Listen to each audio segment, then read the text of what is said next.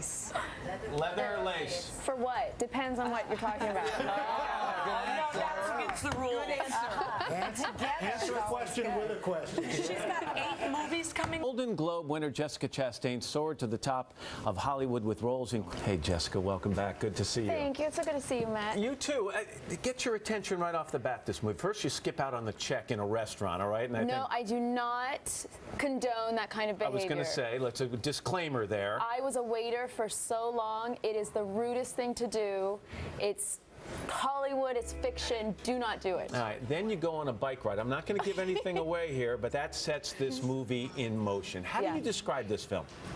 I see it as a love story, but I see it as kind of a grown-up one because it's this couple who kind of grew up together and had these frivolous problems, and then tragedy strikes them, and they have to figure out how to deal with it, and can they love the other person enough to let them deal with it on their own. And yes, she's named Eleanor Rigby. Her parents were, yes, Beatles fans.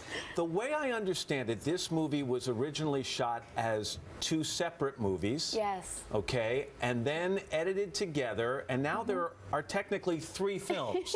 All right, were you a fan of this? Well, yes. Originally, I was scared, but I talked a long talk with the director, and I actually really liked what they put together with the edited version. And you know, it's both James and I, and it comes out this weekend. And if you want to see a more in-depth profile of the characters, then we have him and her other films coming out a month later. Yeah, the audience has choices here, exactly, which is nice. Do you mind if I talk to you about your career right now?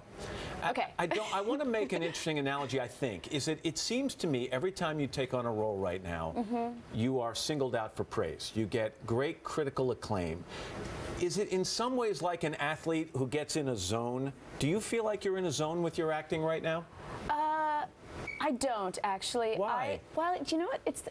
I'm a strange bird because every time I get praise, I also think like, oh, all right, they're just making the longer the fall. Building you up to knock you down? Building you up to knock you down. I mean, I didn't have success when I was, right out of high school.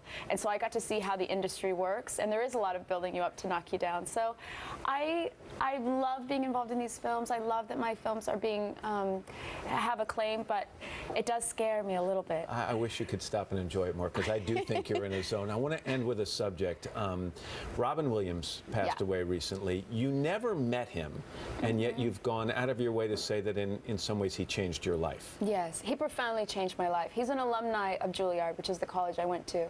Every 2 years he would give a scholarship. He gave me a scholarship that made it possible for me to graduate college. I'm the first person in my family to do so.